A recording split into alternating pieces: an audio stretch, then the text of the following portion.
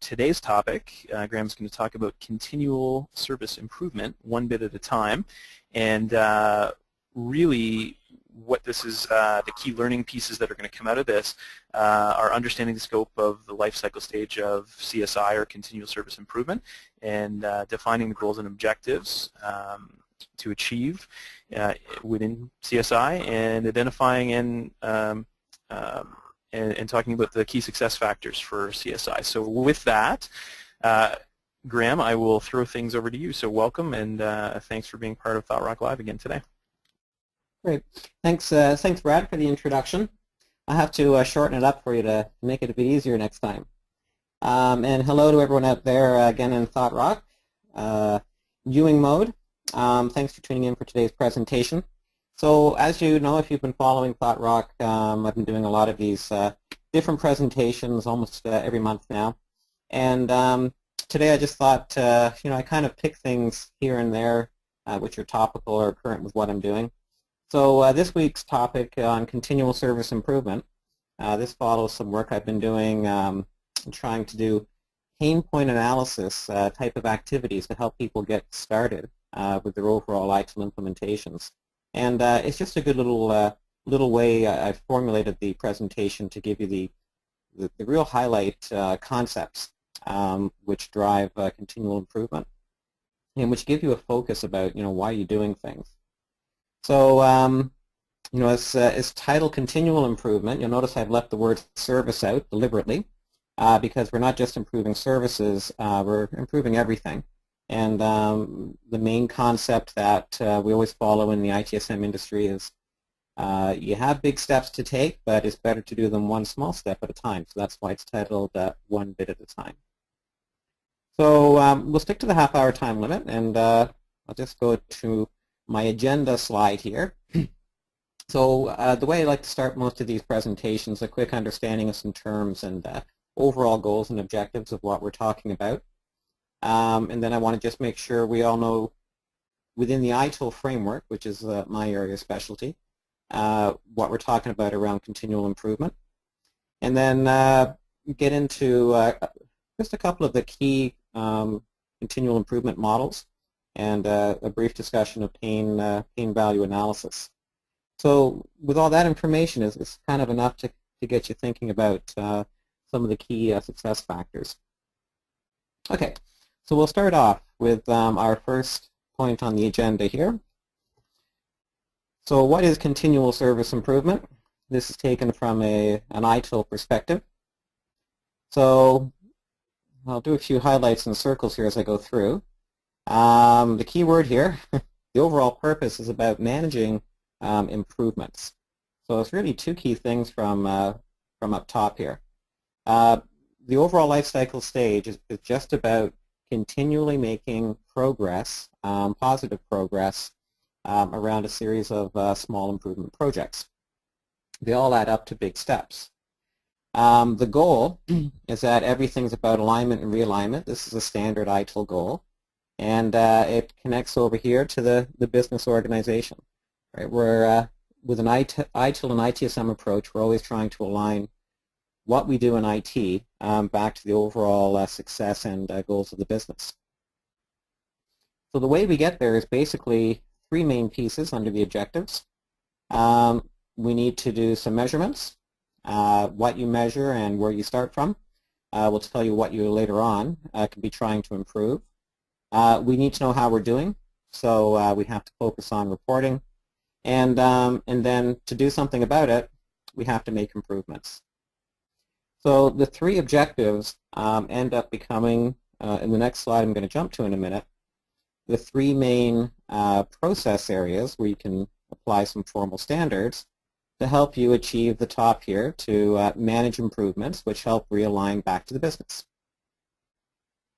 So this is what we're focused on then. It's all about improvements, taken as projects or some types of steps. And if I go to the next slide here, so this is ITIL's service lifecycle, and we've got the 5 stages of the service lifecycle, and based on the objectives I just mentioned, here's ITIL's 3 main processes to help it achieve its objectives. Now, I'm not going to talk extensively about the process areas today. I'll just sort of mention that they're here. But these are the three basic things that you want to manage as a process in order to become good at doing improvements. So again, we've got measuring, reporting, and then the overall improvement activity itself, which forms the three basic identified process areas of continual service improvement. So quick question, Brad. I'll just pass this to you and get a little maybe discussion sort of happening for a minute. Based on your, I know that you know a little bit about ITIL. You're certified in it as well. Where do you think we always start and where do we finish in the ITIL life cycle? Well, I would say I think from a starting point and ending point, being that this is continually continual, that we probably wouldn't have necessarily a start and an end point, but we would have kind of check-in points. So from my perspective, I look at it and say, as we think about continual service improvement, that you really want to start thinking about that as early on as possible in terms of setting targets and what are the metrics that you're going to gauge yourself against, and then setting up actionable pieces along the way that say, well, this is, if we don't meet the target, then this is what we're going to do to improve it. And you would see that as you did those checks and balances throughout the process. Yeah, you're right on. I really can't add much more than what you've added as well. The whole concept makes me feel good. Oh yeah, I might pass the torch back and forth here a little bit. So the overall concept of continual service improvement, although we generally flow in the descriptions of this diagram from strategy to design to transition, operation, and then we have continual improvement on the outside, you could actually redraw this circle in many different ways. Continual improvement is really a plate which strategy, design, transition, and operation sit on. Because as Brad mentioned, dead on, when you start your strategic initiatives and you want to achieve something, at that point you want to start asking, how can I measure and report it and drive improvements over time?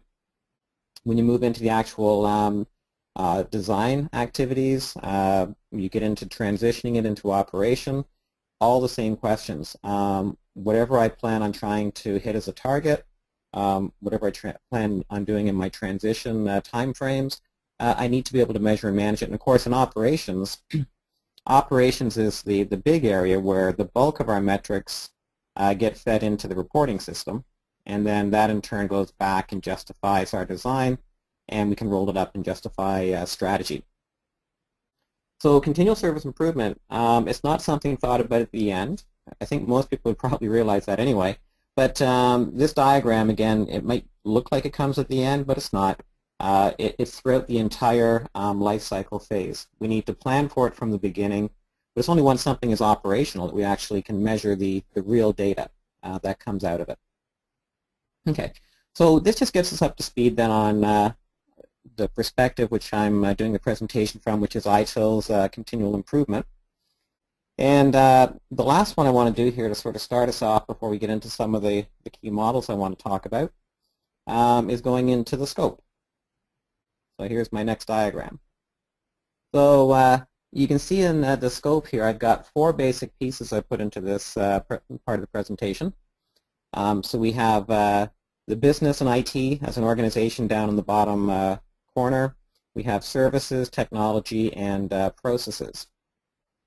So let's think about this for a minute in terms of the measurement and reporting and where we can focus on improvements. Again, I'll involve Brad a little bit in this one. So let me ask you a question, Brad. If I just focus on measuring my technology components, so let's start down here at the bottom, which of the life cycle stages do you think I'm primarily going to be able to manage and improve? I would imagine if you're focusing on technology that you'd probably fit into service operation. Right on. You're hot today. So if we just focus on measuring our technology components, we're going to be able to do a good job of measuring how we're operating, and we'll be able to say, how well are we doing. but not how well are we performing, right? So we're able to look at the individual pieces, we can manage and improve them, but no one says we're actually making a difference for customer or the overall organization. The other thing which technology has a little link to as well, and I'll draw this in, is service transition.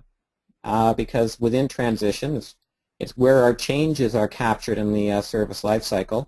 And again, if you're really measuring technology, you'll also start to measure the impact of how changes may negatively or positively impact that technology. So just focusing on technology leads us really to not having a good balanced approach with the scope of continual improvement, which of course is why we have everything shown here. So let's try for another one here, Brad. So if I now jump over here to services, and I'm focusing now on measuring services on top of my technology, so which part of the life cycle do you think I'll primarily be able to start reporting on and knowing how well I'm doing? Well, I would say, especially based on its physical location on the screen, maybe service design. Brad knows me so well. So service design is indeed the correct answer here too, at least in my opinion, and well, mine and Brad's. Service design, if we're measuring our services, we're going to be measuring how we're delivering according to targets, right? We have our availability targets, our customer satisfaction. So we'll really get a good understanding about what our customers are seeing. And as well, customers see these transitions that may go awry. So we're also going to get a little bit of a measure from service transition as well. So, you know, we're missing one part. How are we going to get strategy covered? So, Brad, I'm going to put it back to you. You got two choices. How do we cover and properly sort of measure and improve the overall strategy? Well, I think again it goes back to what your goals are when you initially set out with making improvements or implementing each of these components, that you would have those high-level strategic goals in terms of the direction that you're heading or things that you want to accomplish. So I think you would have to go back to those to really understand how successful your strategy has been with all the other components. You're totally correct. And who sets those goals and objectives typically? Where should they come from? Well, in most organizations, I would say they come from the leadership or the executive management that really define where an organization is going and what those success factors are. Yep, and that's it. So this is why we have to always consider the business and the IT organization, because they're the ones who set the high-level goals. And we'll see this come up again in some of the key models that I'm going to talk about. So we still have to measure and report based upon goals and objectives and do improvements for the overall vision of our services. So to really cover the scope of continual improvement, we have to think about measuring and monitoring technology, our services, the high-level business goals and objectives. And then the last piece we have here, which I haven't represented in the scope, processes.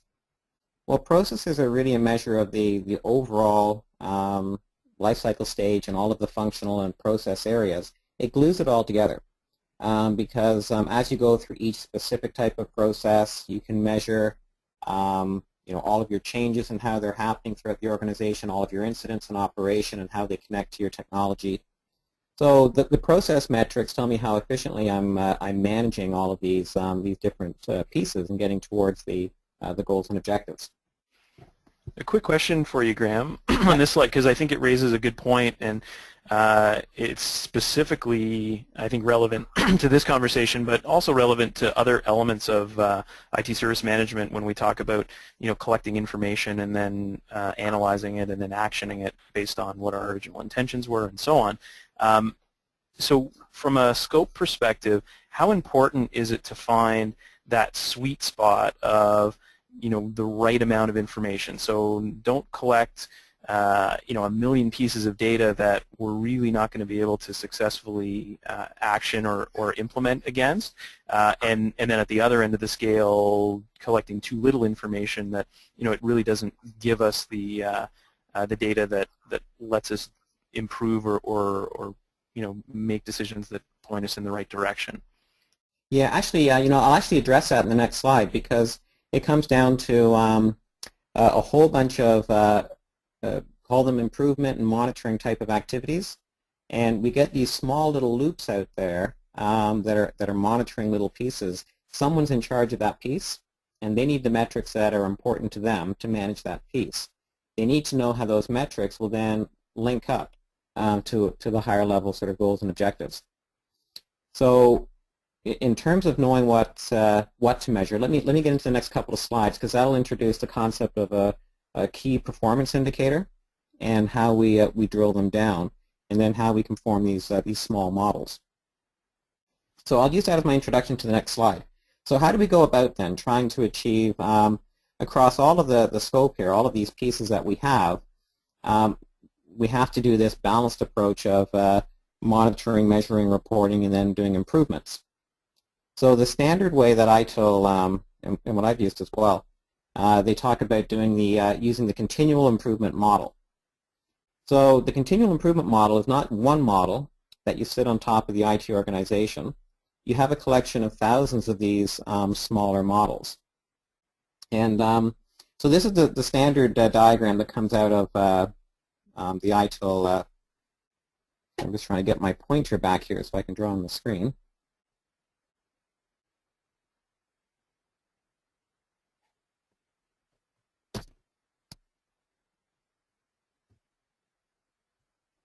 Oh, bear with me a second, everyone. There we go. I don't know why my mouse disappeared. So you notice over here, I made a little bit of a division. I like to sort of modify this model a little bit, and so I'll share that with everyone. So in terms of the CSI model in general, you need to have top-level direction that links back to the business. So this is the concept of what's the vision. But then you need to break that down into actionable either projects or operational plans, and these become your more operational type of goals and objectives. So whenever I'm focusing on this continual improvement model, I always put the vision at the very top, and I don't have many versions of visions. I have a larger IT organization vision and a business vision, and then I break down underneath that all the different goals and objectives. So you have process goals and objectives, you have service goals and objectives. Each individual technology component has its goals and objectives. So that's really what I want to do with this model, is break it down. And then every time I decide, I have some goals and objectives and I want to move forward, this is where really this part of the model down is where I form a bit of a loop. So I need to do a baseline assessment to start off. Where am I now in terms of what my goals and objectives are? Then I need to move down to the next step and say, okay, well, you can't make all your improvements. Rome wasn't built in a day. So how far do we want to get to between the gap of here's our goals and high-level objectives, here's where we are now, and we need to make sure that we can break it down to small, measurable, and handleable targets. So from there, we can break down and say, okay, well, let's have a series of plans, small pieces, about how we can do our improvements. So it's got the key concept here. And then we're going to have many of these things. So at the end of each one of those cycles, we do our checks, our measurements and reporting. We learn from things up in step number 6. And then you may choose to go back in and do a baseline assessment, or you may simply say, well, what's my next step down here? So I can modify this loop in a number of ways, but it really drives the continual improvement concept. Now, in terms of, step number 5 and even step number 4, we can't try and do everything. We can't measure everything. So we have another model that comes out of ITIL which says, here's where you might want to break things down to, a small scorecard or a scoreboard of key measurements. So in this diagram here, we have, again, vision and mission. I always slot that off at the top because that's the higher level business targets we're trying to meet. So here's my goals and objectives, which matches up to that previous model. From that, I need to establish CSFs, which will determine my KPIs. And actually, I've already got the definitions on my screen here. I thought I had it as a fly-in, but the definition for a critical success factor, it's something that must happen in order for success to occur. And then the key performance indicator is what measurement will tell me that I'm achieving that critical success factor. So once I've identified those things, then I go out there and actually do my measurements and come up with my raw data, which is my metrics, which feed back up here. Tell me my KPIs and that I'm achieving my critical success factors. So we can take this concept in a minute, and I'll try and merge them together. But this is how I make sure that, when we come up with a scorecard of some type, and I'm trying to get down to just a handful of key performance indicators, I'm going to measure everything anyway, because typically we have a lot of monitoring and reporting within IT, but I need to make sure it's as concise as possible by just separating those metrics which are key performance indicators from those that are just general indicators.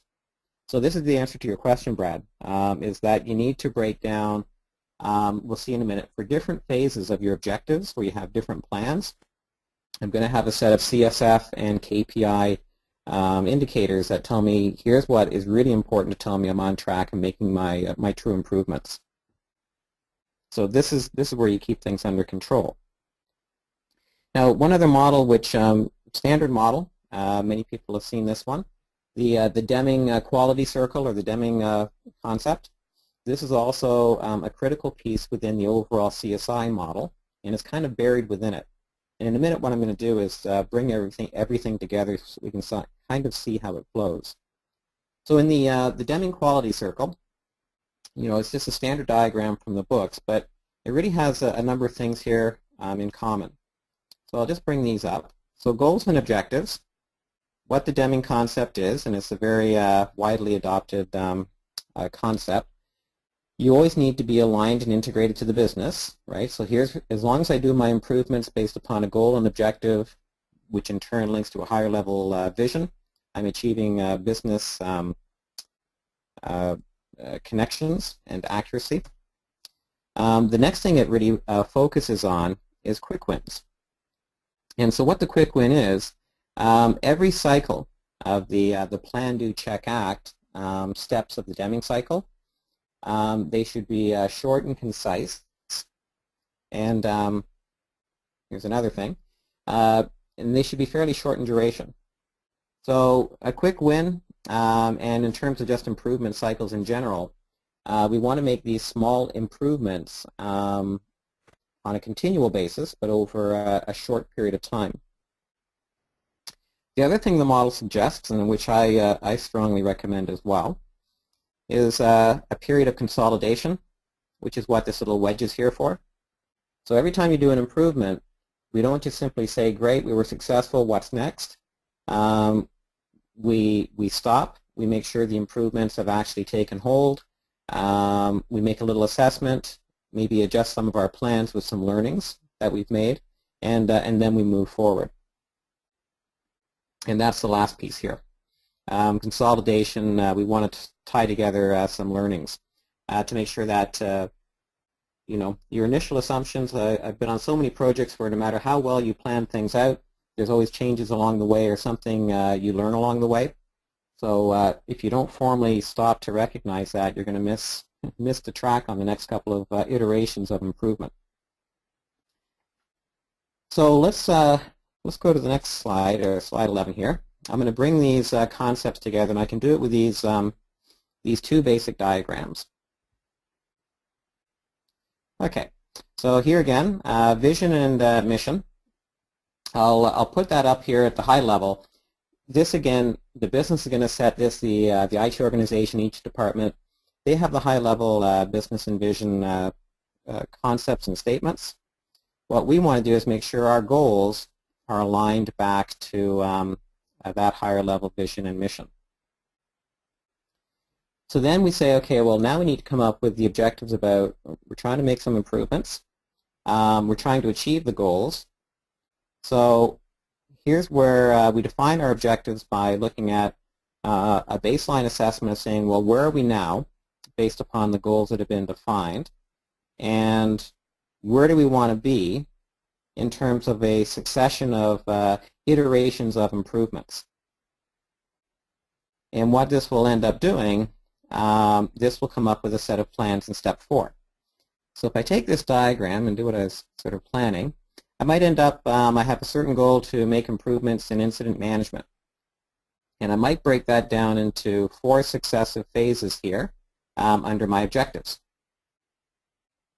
So the reason that's important is that when we ask the question, where do we want to be, it's not one answer, it's 4 answers in this case. We want to bridge the gap of where we are now and where we want to get to with the goals and achieve a larger vision by doing things in 4 separate plans, if you want to think about, or projects or phases. So now my critical success factors, I link down here. The same thing with my key performance indicators. Or another way of thinking of that is, let's take both of these things and they're going to link over here.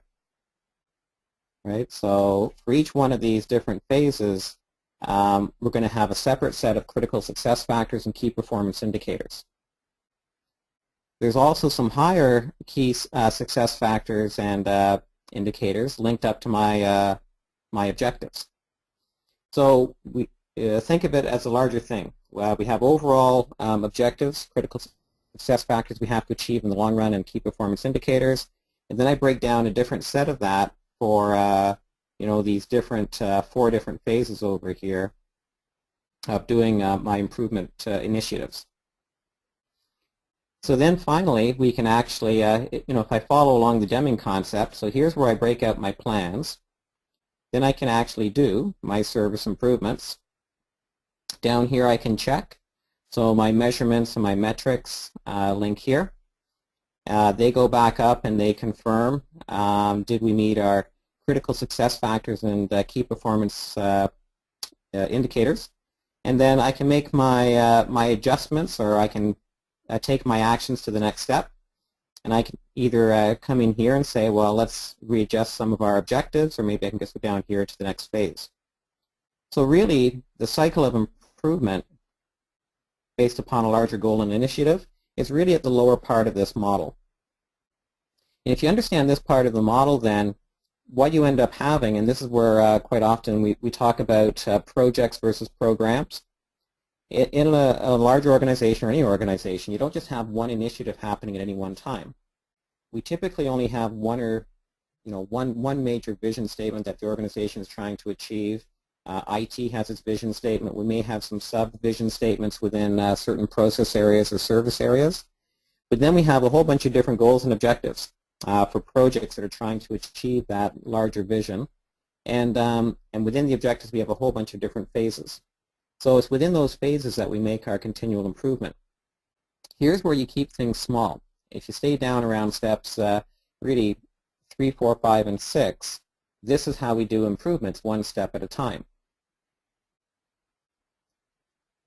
So that's really sort of the main, with a half-hour time slot here, it's really the main concept that I wanted to get across.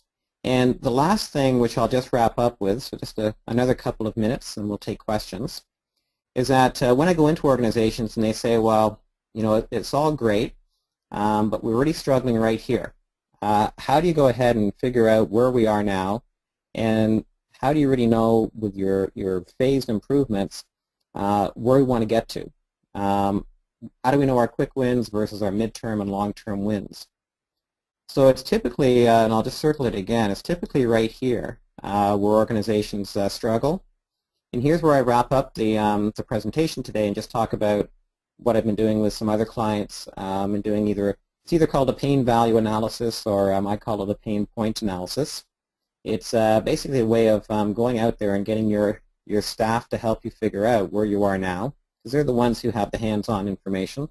And then you can prioritize things in a project way to say, well, how do we properly plan it and move forward?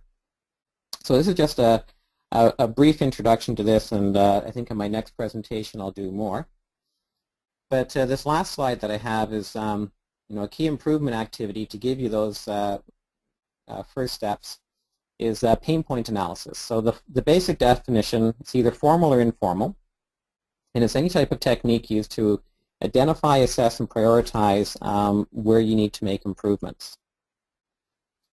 So regardless of it being formal or informal or how you do things, the key ingredients listed down the side here, most important is creativity and brainstorming.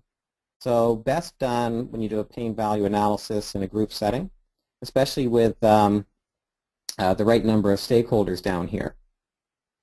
So stakeholders gather around, you have some type of pain or issues or something that you have goals and objectives, and you say, well, what's causing us our most pain right now? What's getting in the way of our moving forward?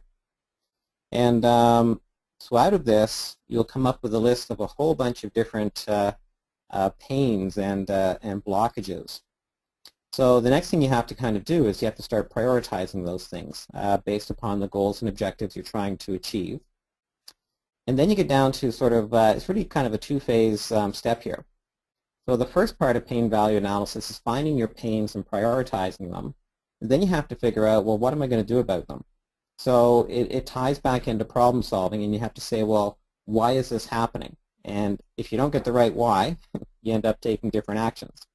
So we look for the root cause of why these pains are happening. We start to figure out, well, how can we properly manage these things by coming up with workarounds and related solutions, which kind of leads to the workarounds tend to be your quick wins. And in my problem sequencing, I want to make sure I identify the quick wins. And then those other things that might take a long time. For example, we need a new service management ticketing tool. That's not going to be a quick win. It's a long-term win. So we need to find out all of the steps in between. What can we do as a workaround before we can get to that long-term solution? And once you've got this proper sequence list, this is what pain value or pain point analysis will do. Then we drive all of these improvements with project management. Without someone properly managing them, they tend to drift and lose a bit of momentum.